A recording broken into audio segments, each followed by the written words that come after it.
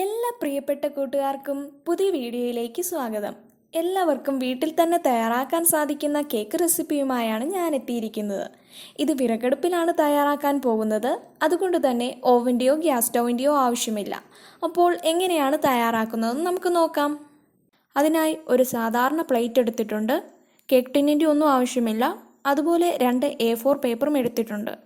ഒന്നാമത്തെ A4 paper പ്ലേറ്റിൻ്റെ അളവനുസരിച്ച് റൗണ്ടിൽ വെട്ടിയെടുക്കണം. ഞാനിപ്പോൾ പേപ്പർ മുറിച്ചെടുത്തിട്ടുണ്ട്.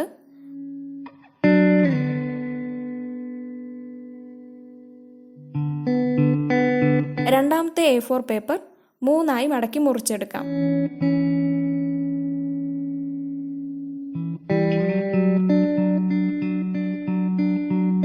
നമ്മുടെ പ്ലേറ്റിൻ്റെ സൈഡിൽ വെച്ച് കൊടുക്കാനാണ് ഇങ്ങനെ 3 പേപ്പർ മുറിച്ചെടുക്കുന്നത്.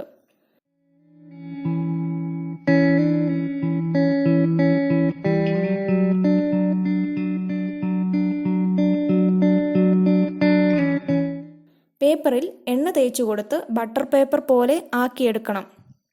അത് ഏത് എണ്ണ വേണമെങ്കിലും ഉപയോഗിക്കാം. ഞാനിവിടെ പാം ഓയിലാണ് എടുത്തിട്ടുള്ളത്.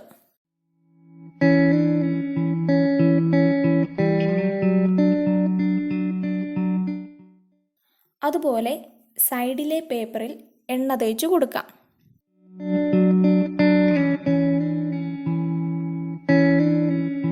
കേക്ക് ടിൻ റെഡി ആയിട്ടുണ്ട്. ഇതിലേക്ക് കുറച്ച് മൈദപ്പൊടി തൂവിയെടുത്താൽ മാത്രം മതിയാകും. ഇനി കേക്ക് തയ്യാറാക്കുന്നതിന് ആവശ്യമായ ഇൻഗ്രീഡിയൻസ് എന്താണെന്ന് നോക്കാം.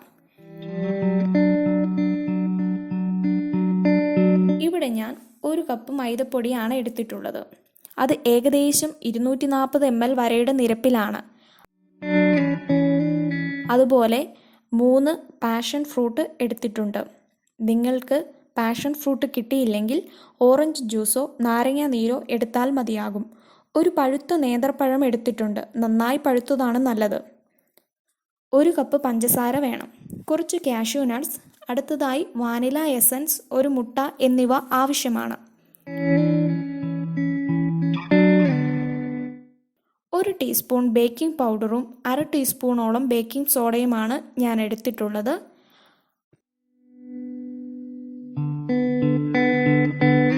പഞ്ചസാര മിക്സിയുടെ ജാറിലിട്ട് നന്നായി പൊടിച്ചെടുക്കണം.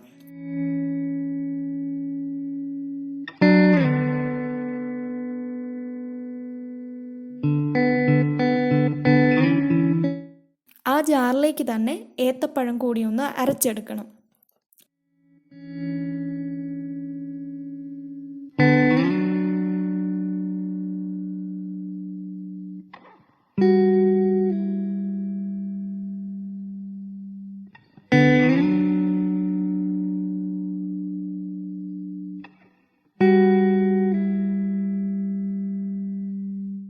നന്നായി അരച്ച് കിട്ടിയിട്ടുണ്ട്. പാഷൻ ഫ്രൂട്ടിൻ്റെ കുരു ഒഴിവാക്കി പൾപ്പ് മാത്രമായി എടുക്കണം. അതിനായി ഒരു തുണിയിൽ ഞെരടി പിഴിഞ്ഞെടുത്താൽ മതിയാകും. മുട്ടയുടെ മഞ്ഞയും വെള്ളയും സെപ്പറേറ്റ് ചെയ്തെടുക്കാം.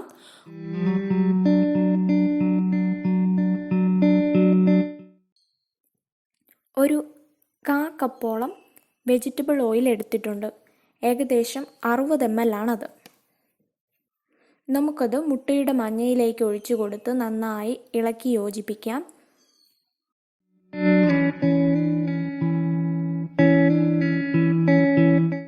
ഇനി പഞ്ചസാര ഇതിലേക്ക് അല്പമായി ഇട്ട് ഇളക്കി ചേർക്കാം.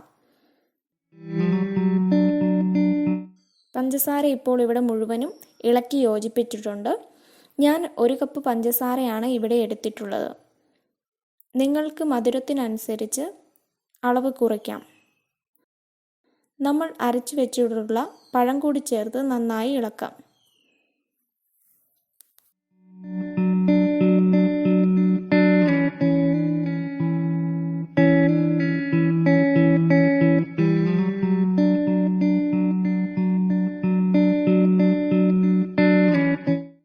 നമ്മൾ നേരത്തെ എടുത്തു വെച്ചിട്ടുള്ള പാഷൻ ഫ്രൂട്ടിൻ്റെ ജ്യൂസ് ചേർത്ത് കൊടുക്കാം.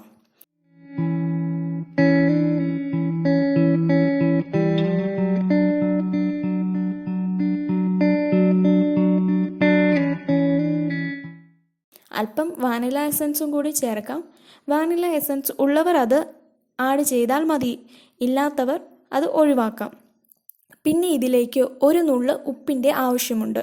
അതുകൂടി ഒന്ന് ചേർത്ത് കൊടുത്ത് നന്നായി ഇളക്കാം.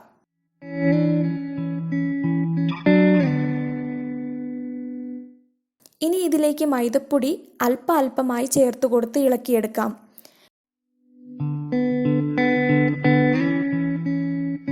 വിസ്ക് ഉപയോഗിച്ച് തന്നെ ഇളക്കണമെന്നില്ല, സ്പൂണോ തവിയോ ഉപയോഗിച്ചാൽ മതിയാകും. ഇതിലേക്ക് 1 ടീസ്പൂണോളം ബേക്കിംഗ് പൗഡർ ചേർത്ത് കൊടുക്കാം. പിന്നെ 1/2 ടീസ്പൂൺ ബേക്കിംഗ് സോഡയും ചേർക്കാം.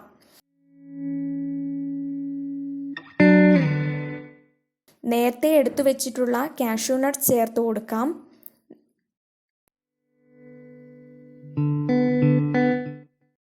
മുട്ടയുടെ വെള്ള നന്നായി പതപ്പിച്ച് എടുക്കാം.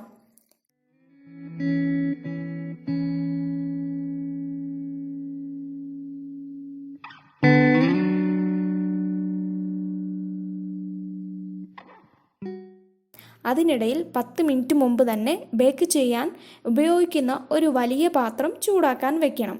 ഇത് ഞാൻ മുൻപ് പല പ്രാവശ്യം ബേക്ക് ചെയ്ത പാത്രമാണ്.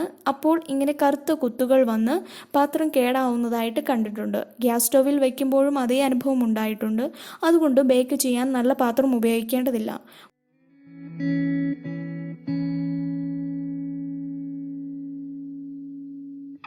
മുട്ട നന്നായി പതപ്പിച്ചെടുത്തിട്ടുണ്ട്.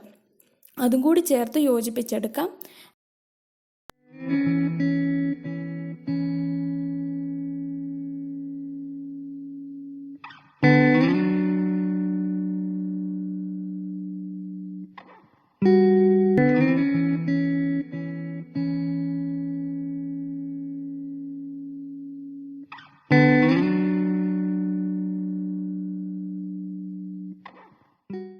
നമ്മുടെ കേക്ക് ടിന്നിലേക്ക് ബാറ്റർ ഒഴിച്ചു കൊടുക്കാം.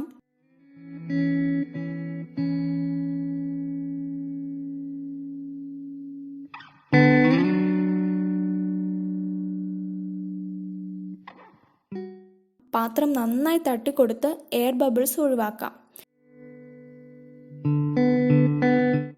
നേരത്തെ ചൂടാക്കാൻ വെച്ചിട്ടുള്ള പാത്രത്തിലേക്ക് ഒരു റിങ് വെച്ചു കൊടുക്കാം. അതിനു മുകളിലാണ് കേക്ക് ടിൻ വെക്കേണ്ടത്.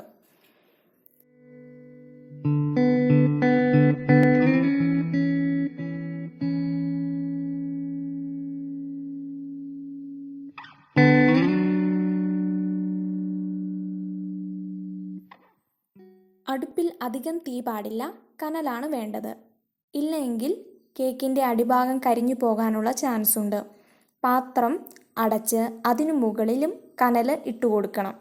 ഒരു 20-25 മിനിറ്റിൽ തന്നെ കേക്ക് തയ്യാറായി കിട്ടും.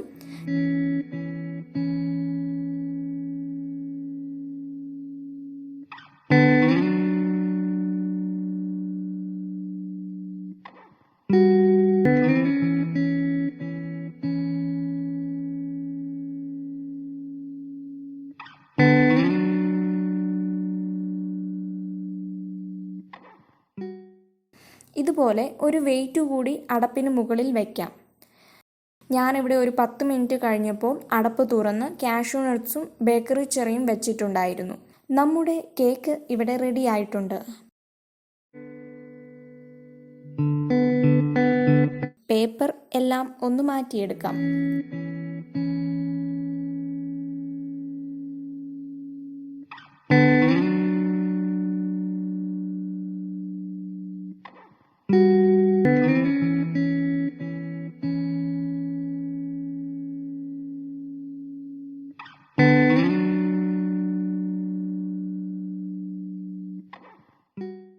ഇതിൻ്റെ അടിഭാഗം കണ്ടില്ലേ, ഒന്നും കരിഞ്ഞൊന്നും പോയിട്ടില്ല, നന്നായി കിട്ടിയിട്ടുണ്ട്.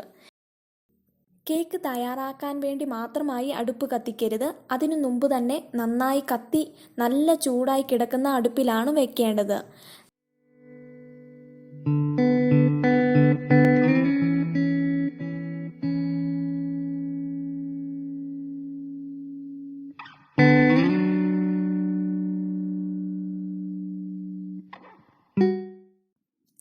ഇത് കണ്ടോ, കേക്ക് നല്ല സോഫ്റ്റ് ആയിട്ട് കിട്ടിയിട്ടുണ്ട്.